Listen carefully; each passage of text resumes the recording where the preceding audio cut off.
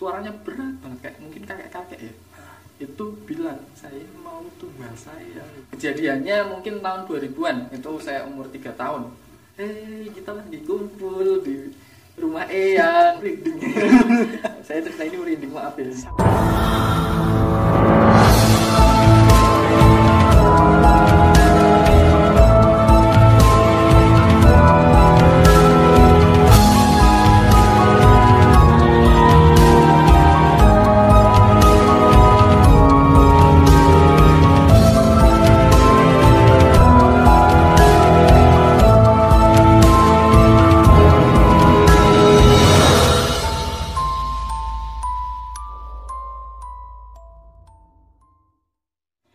Assalamualaikum warahmatullahi wabarakatuh. Kembali lagi bersama kita Markas Aib, bersama saya Jaza Syukrillah di sini dan narasumber kita. Halo, nama saya Dwi Marita. Nah, kali ini teman-teman kita akan bincang-bincang sedikit atau mungkin banyak soal pengalaman-pengalaman mistis yang akan disampaikan oleh narasumber kita ini. Tentunya pengalaman-pengalaman ini adalah pengalaman otentik yang dialami sendiri oleh Mas Dwiki sebagai narasumber kita ini. Jadi silakan Mas, bisa diceritakan bagaimana pengalaman Mas Dwiki. Kalau pengalaman sih mungkin cerita dari yang paling dekat dulu ya. Iya. Dari rumah sendiri. Oke. Dari halaman sendiri. Oke. Apa namanya? Jalan Gatot Subroto. Itu ya emang dari dulu terkenal sama apa ya? Lumayan ganas makan korban di sana.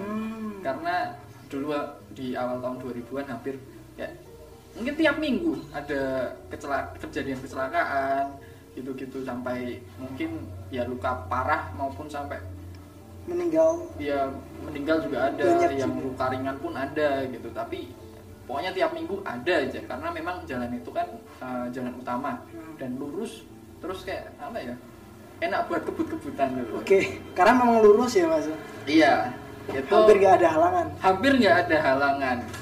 Wajar kalau banyak kecelakaan lalu lintas di sana. Tapi di balik logika itu ada beberapa orang yang percaya kalau sebenarnya di jalan itu banyak sekali penunggunya. Apakah Mas juga ada pengalaman pribadi tentang penunggu-penunggu semacam itu Mas di tempat itu? Jelas ada. Tapi saya nggak sampai yang disakiti atau di apa-apain. Cuma kebetulan saya lihat kejadiannya mungkin tahun 2000-an. Itu saya umur 3 tahun. 3 tahun itu ya sore-sore gitu mau maghrib, kalau kita bilang waktu surup gitu, waktu matahari mau terbenam gitu. Itu saya lagi disuapin makan. Ya namanya anak kecil lah ya. Apa namanya? Kalau makan harus sambil mainan lah, jalan-jalan lah. Tapi berhubung rumah saya di pinggir jalan, ya udah di halaman situ-situ aja. Oke.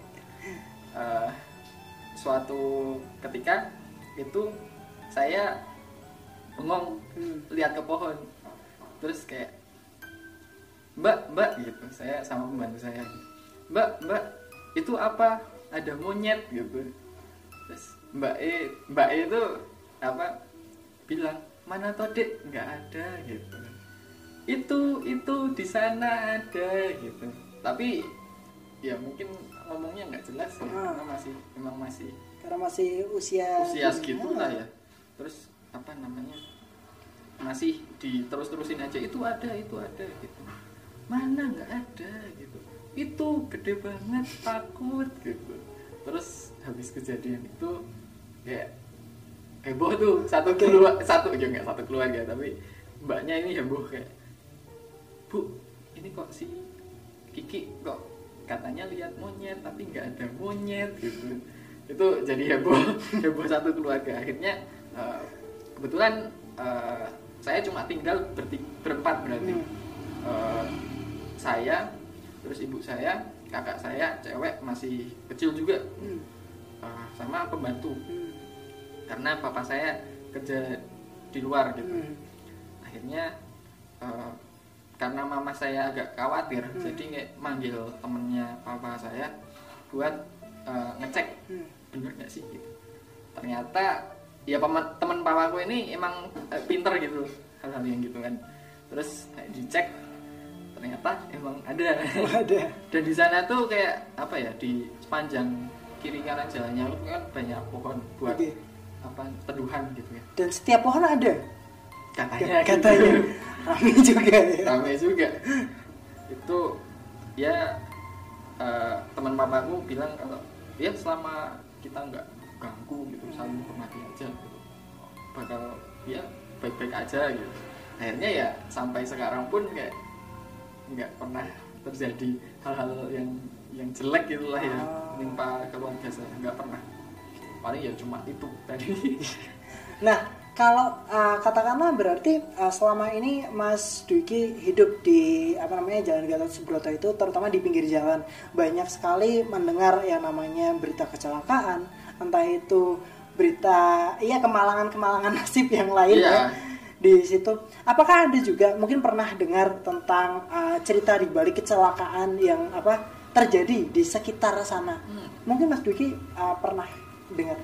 Kemarin saya sempat sharing ya sama teman saya tentang dari dulu loh kayak gini, ternyata apa namanya, kebetulan teman saya itu lebih tua daripada saya, jadi mungkin ceritanya lebih banyak ya. Dan ada satu cerita yang lumayan menarik dari beliau. Katanya suatu ketika waktu dia lagi kumpul-kumpul sama teman keluarganya itu apa namanya, iseng gitu, iseng rekam gitu. Kita lagi kumpul di rumah Eyang gitu. Kebetulan rumahnya emang pinggir jalan gitu. Dan apa namanya, direkam terus rame kan. Karena memang kondisi jalan sana juga rame. Iya emang. Iya. Karena jalan utama juga. Iya, karena jalan utama harusnya ramai dong. Tapi enggak. Apa yang terjadi? Di videonya itu jadi hening sehening-hening. Jadi kayak bener-bener apa ya, posisi mereka tuh nggak di pinggir jalan raya dan nggak beramai-ramai, tapi bener-bener kayak sendirian gitu. Terus ada suara jangkrik gitu, kayak bener-bener hening loh. Kalau footage-nya apakah memperlihatkan jalan raya atau berubah? Footage-nya itu sama, kayak maksudnya kameranya kan dipakai kamera depan terus ya hadap ke orang-orangnya, tetap sama, tapi suaranya beda. Dan yang paling apa ya, paling bikin merinding. Saya cerita ini merinding, maaf ya. Sama merinding sih. Itu katanya itu ada satu suara orang, suaranya berat banget, kayak mungkin kakek-kakek ya. Itu bilang, saya mau tumbal saya gitu. Dan apa ya, sejak cerita itu saya kayak lebih mungkin percaya kalau mungkin di sana tuh sebenarnya ada apa-apanya, tapi ya mungkin ditutupi sama penjelasan logis gitu. Jadi emang lebih banyak percayanya sama penjelasan yang lebih logis aja daripada yang kita cuman kayak tahayul dan segala macam. Iya, sebenarnya seperti itu. Sebenarnya seperti itu. Tapi karena ada hal yang tidak bisa dijelaskan seperti itu ya, saya percaya nggak percaya. Apakah Mas Dwiki sendiri selama mohon maaf berapa tahun udah tinggal di rumah itu? Saya sudah di sana mungkin 22 sampai 23 tahun. 23 tahun. Berarti sedari lahir sampai segede ini. Iya, sedari saya umur 1 tahun saya udah di sana. Oke. Apakah pernah Mas Dwiki mengalami sendiri kejadian yang katakanlah di luar nalar Mas Dwiki? Kejadian di luar nalar sepertinya saya jarang diganggu ya. Sampai apa ini? Sampai sebulan lalu. Oke. Kayak apa sih? Jadi kan kebetulan saya sudah kerja di kantor. Terus ya beberapa tugas saya bawa balik gitu. Dan kebetulan juga saya juga kerja part time. Ambil project part time gitu. Jadi ya ekstra lah. Jadi siang kerja, malam juga kerja gitu. Dan ini baru berjalan sebulan ini mungkin. Itu yang biasanya saya tidur jam 9, jam 10 gitu. Itu saya jadi tidur jam 12, jam 1 gitu. Sampai malam-malam karena memang mengerjakan itu. Dan dikala saya mengerjakan sesuatu, saya cukup butuh ketenangan gitu. Jadi pintunya itu tak tutup tapi nggak sampai nutup. Oke. Jadi masih ada gapnya. Iya, ada celah sedikit gitu.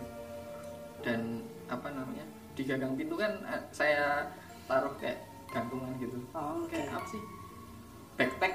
Oke. Iya, backpack tapi dari plastik. Kalau di plug gitu dia bunyi klotak. Gitu. Nah itu. Dan itu cukup berat ya. Perlu digarisbawahi, cukup berat.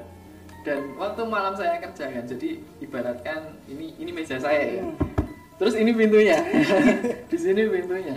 Itu gantungannya tuh bunyi sendiri. Klotak. Kayak ada yang mau masuk, terus kayak ini jam 11 kok mama masih bangun gitu. Biasanya jam 11 udah tidur gitu. Kok terus tak cek. Nggak ada orang. Itu kejadian udah berapa kali nggak tahu deh. Tapi sering banget. Apakah sampai sekarang? Kalau sekarang ya mulai jarang sih. Cuma masih kejadian. Jadi katakanlah selama yang Mas Duki udah hidup selama 23 tahunan ya di rumah itu, baru mengalami kejadian semacam itu di usia-usia yang iya bener banget, aneh banget. Maksudnya kenapa nggak dari dulu gitu ya? Jangan sih, jangan. Kalau Zaza sendiri pernah nggak sih diketok pintunya tapi nggak ada orang, atau mungkin ngalami sendiri gitu? Nah ini menarik Mas kalau misalkan dibahas, karena jujur kalau Mas Dwiki ini kan dia itu tinggalnya itu di perkotaan, terutama di Temanggung kota ya. Kalau saya ini terutama tinggalnya itu di daerah-daerah yang udah di luar daripada Temanggung kota, yaitu di wilayah kecil, kecamatan yang di utara sana. Jadi kebetulan ya di situ Mas, saya pernah ada satu pengalaman di mana pada saat malam itu saya tuh lagi begadang. Katakanlah ini pengalamannya itu sebelum corona ya teman-teman. Jadi pada saat begadang itu saya sedang mengerjakan tugas. Nah pada saat saya lagi gabut-gabutnya di sekitar jam 1:30 malam itu kalau di lingkungan saya tuh jam 1 ke atas tuh udah hampir nggak ada suara sama sekali kecuali jam 3. Karena kalau jam 3 mungkin udah ada yang udah berangkat pasar dan lain-lain. Cuman jam 1 sampai jam 2 orang mau ngapain? Orang mungkin mau beribadah aja nggak akan mungkin kedengaran suaranya. Nah ini saya pernah waktu itu lagi gabut-gabutnya di malam hari, itu ada katakanlah saya dengar sebuah suara yang saya dengarnya itu tuh dari luar. Jadi suara itu kayak suara langkah kaki. Cuman anehnya teman-teman, suara langkah kaki ini kalau misalkan dari pengalaman saya selama ini hidup di tempat saya, di situ harusnya kalau semua langkah kaki orang dari luar itu cuman tek udah kayak gitu doang. Nah, yang anehnya itu suara itu lebih gede dan kayak lebih bulat. Jadi kayak blek kayak dia kayak dihentakin, cuman lebih bulat itu suaranya. Entah apa yang membuat suara itu di lebih daripada tengah malam, 1:30 malam ya, 1:30 pagi gitu. Suara kayak gitu. Kayak gini tuh sebenarnya nggak logis, tapi kok bisa gitu. Kok bisa gitu. Dan katakanlah memang bisa dibilang di jam-jam sekian ya, di jam-jam lewat tengah malam atau mungkin mendekati tengah malam itu banyak hal yang kayak gitu ya Mas. Iya ya. Jadi intinya mungkin jangan begadang kalau nggak mau ngalamin ya, nggak mau ngalamin sendiri jangan begadang. Iya benar. Ya universitas juga jangan ngasih tugas sampai banyak-banyak, nanti begadang. Ini catatan buat para bapak ibu dosen ya. Saya tidak kampus. Mohon maaf sekali, saya tidak mengharapkan nilai dipotong ya. Ini cuman untuk catatan saja ya. Rawan sekali pertimbangan. Jam-jam segitu itu rawan ya Mas ya. Untuk kesehatan mental mahasiswa juga ya bisa dipertimbangkan teman bapak-bapak ibu. Tapi lumayan lah buat konten podcast. Lumayan konten podcast. Terima kasih ya. Terima kasih juga. Terima kasih. Jadi memang sangat beragam sekali ya Mas cerita yang bisa katakanlah kita alami, terutama apalagi di Temanggung ini yang bisa dibilang nggak cuman di daerah-daerah pelosok, tapi Mas Dwiki yang tinggal di kota aja tuh mengalaminya kayak gitu. Memang Temanggung itu unik ya. Unik ya, karena banyak, kalau dulu itu pernah terkenal yang kemarin tahun-tahun lalu terkenal film yang diangkat itu film horor, film lampor. Ya. Sekarang udah sampai Jawa Timur. Jawa Timur. Komoditas ekspor. Iya. Antar kota. Padahal itu terkenalnya ngambilnya di Temanggung, hantunya sampai Jawa Timur. Gila. Sekarang udah nasional ya? Iya, udah nasional. Urban Legend-nya nasional. Ya, teman-teman, begitulah cerita yang bisa disampaikan oleh Mas Dwiki Mardita ini sebagai narasumber kita.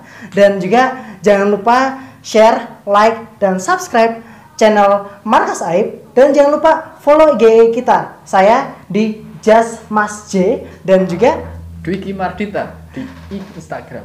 Oke.